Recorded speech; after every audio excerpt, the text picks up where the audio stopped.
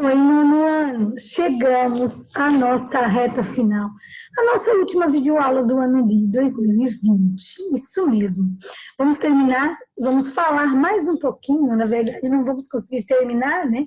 Mas vamos falar mais um pouco sobre algumas características importantes do regime militar do nosso país, de 1964 a 1985, certo? Olha só, a prof já colocou aqui, já compartilhou com vocês a tela. Vamos esperar abrir aqui para nós. Está abrindo. Muito bem. Então, nós temos aqui, tá? A prof deixou atividades para vocês fazerem, a gente vai corrigir hoje, página 32 e página 33, certo? Então, vamos lá. Primeiro, vamos fazer a correção. Página 32. Sobre o período inicial do regime militar, assinale a alternativa correta. Os atos institucionais tinham por objetivo implantar a democracia? Não, minha gente, regime militar não combina com democracia. Eles são opostos, né? Então, logo assumiram o poder em 64, os militares anunciaram a intenção de permanecer ao governo. Não, eles não vão dizer para todo mundo, olha, nós não vamos mais sair do poder, galerinha. Claro que não. Eles falam que eles vão ficar somente 2 anos no poder. O regime militar foi instalado no Brasil no contexto da Guerra Fria. Sim, de um lado Estados Unidos, capitalismo, do outro lado União Soviética, socialismo. E o Brasil está do lado de quem? Dos Estados Unidos. Os militares têm um acordo com quem? Com os Estados Unidos. Por isso que tem produtos internacionais aqui, por isso que tem empréstimos de dinheiro aqui no nosso país também. Sendo justificado pela ameaça do estabelecimento de um governo comunista. Sim, eles falavam muito dessa ameaça, né? É claro que havia os partidos comunistas no Brasil, sim.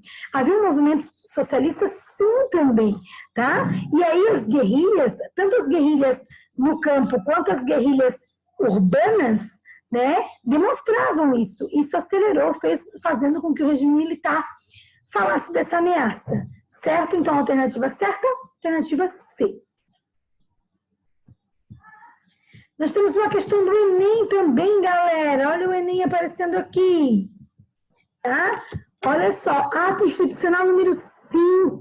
Lembrem-se que eu falei 1968, um dos anos de maior repressão no nosso país. Tá? É o pior ato institucional da nossa história, né? Fica suspensa a garantia de habeas corpus. Não tem mais habeas corpus.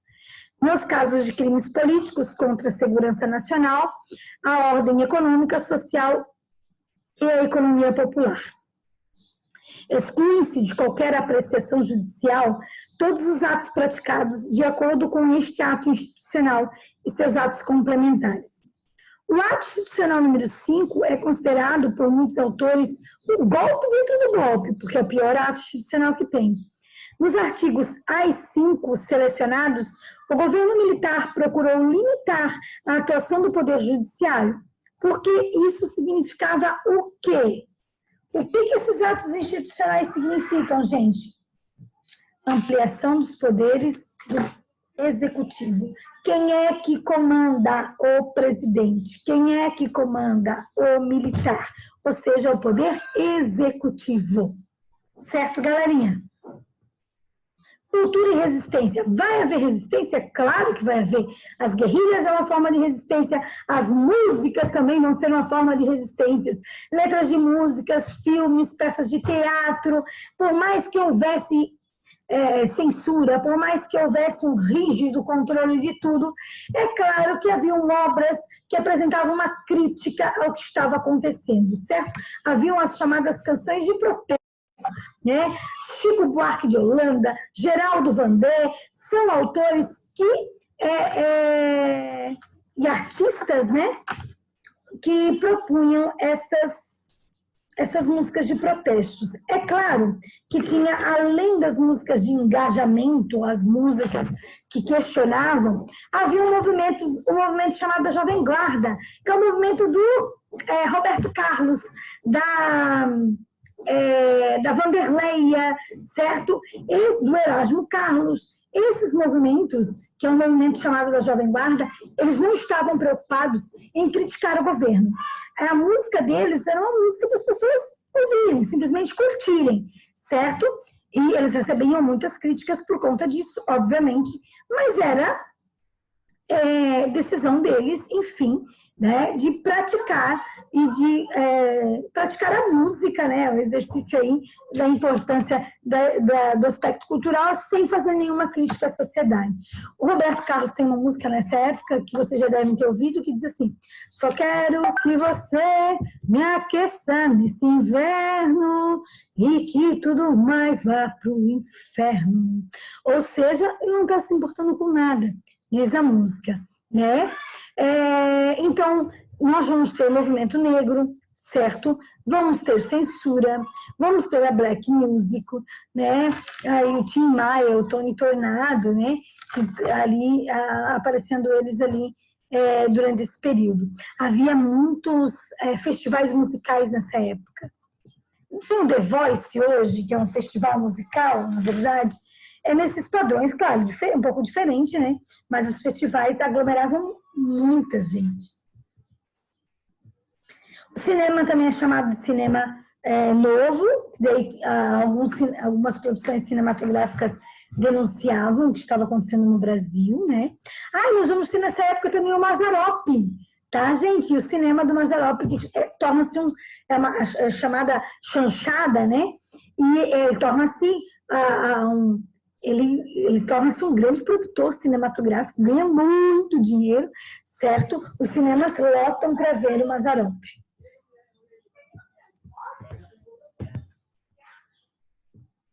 Olha só, gente, durante esse período, tá? Tem algo que é bem importante durante o governo do presidente Médici.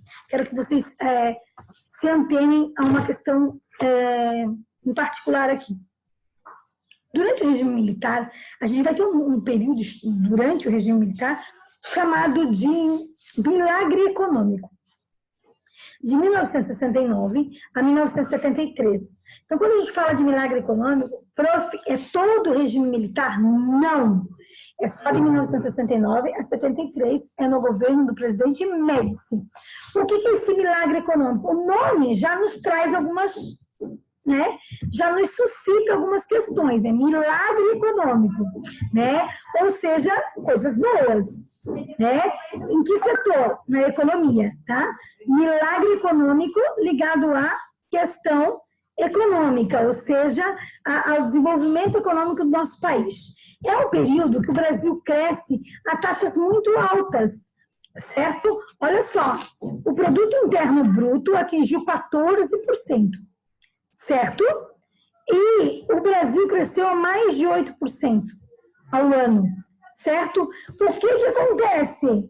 Gente, o Brasil está crescendo, é um milagre. Olha só, olha a propaganda. Ninguém mais segura esse país.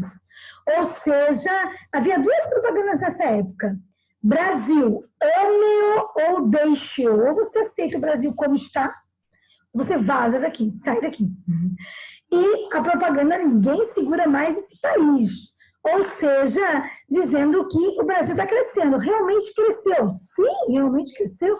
Construções transamazônica, Ponte Rio-Niterói, né? Por que tem tudo isso acontecendo no Brasil?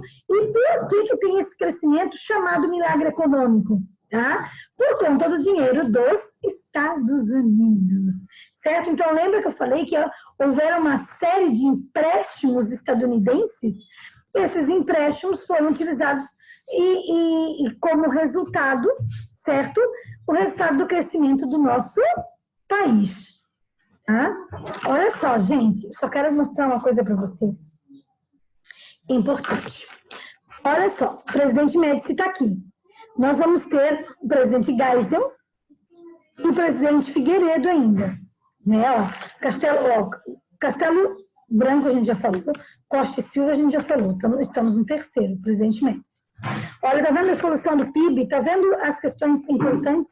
Quando chega no final do regime militar, gente, olha aqui, ó, é negativo.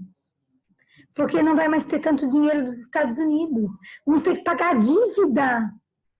vamos ter problemas econômicos. Então, aqui é um crescimento que depois a gente vai ver problemas lá na frente, certo? Juros, taxas, tudo isso, porque é um empréstimo financeiro, certo? Muito bem. O presidente Médici, então, é um governo que tem milagre econômico, crescimento do país, dinheiro dos Estados Unidos e repressão, porque ele é um governo altamente autoritário. Os últimos 2 presidentes do nosso país desse período, certo, são o Ernesto Geisel e o João Batista Figueiredo. Eles já são 2 presidentes conhecidos como presidentes mais brandos, não são linhas duras, são mais moderados. Lentamente eles vão trabalhando para a reabertura econômica do nosso país, ou seja, para a volta da democracia. Mas nesses governos, principalmente no governo do Geisel, vai acontecer o assassinato do Vladimir Herzog, certo? Foi comprovado que ele não cometeu suicídio. Essa imagem que circulou foi uma montagem para que todo mundo pensasse que ele preso tivesse cometido suicídio, né? Ele era um jornalista, o chefe do jornalismo da TV Cultura de São Paulo, né? E era oposição ao governo. Ele foi assassinado pelos militares e eles forjaram, na verdade, esse pseudo-suicídio, que depois foi comprovado que, na verdade, ele não cometeu suicídio e foi morto pelos militares, certo? Então, mesmo que eram governos, já são 2 governos, que vão estar, assim, entre meio, lutando aí para abertura econômica, fazendo algumas ações que vai culminar num resultado positivo, que é o fim do regime militar, ainda vai acontecer uma série de assassinatos nesse período, tá? Quando o Ernesto Geisel deixa o poder, antes disso, né, ele vai revogar, ele vai colocar um fim. O que é revogar? Tá? Eu vou revogar uma lei, ela vai perder a validade. Ele vai revogar o ato institucional número 5, ele vai perder o poder.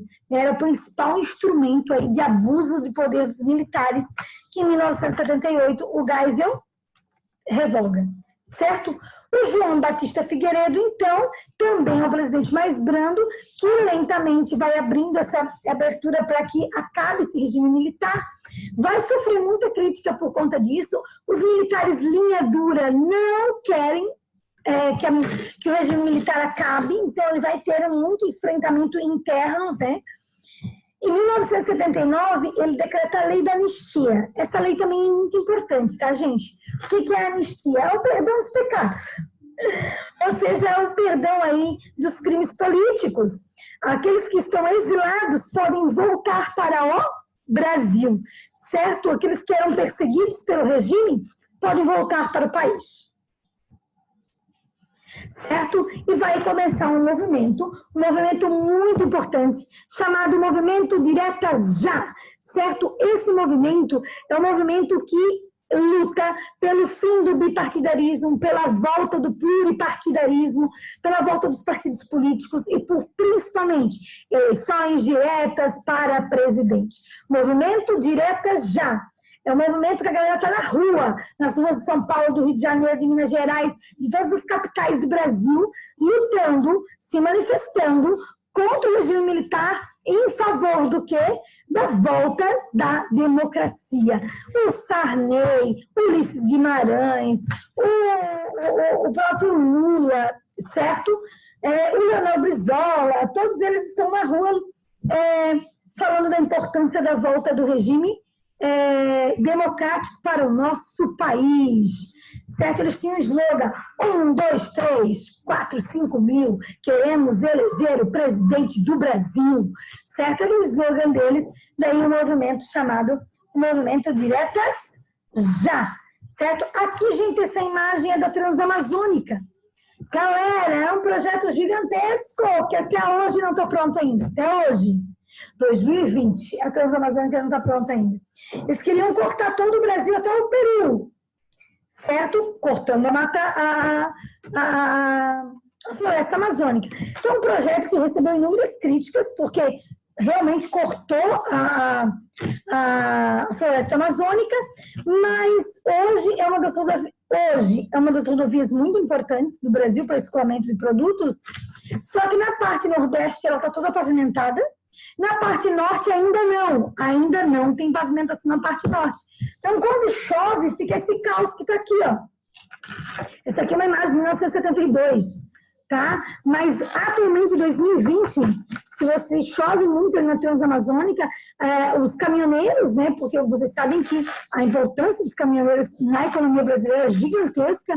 Nós dependemos das rodovias, nós dependemos dos caminhoneiros para a questão da circulação de mercadorias. Eles ficam dias esperando para conseguir passar em algumas partes da Transamazônica, que fica no norte do país, que ainda não está pavimentada.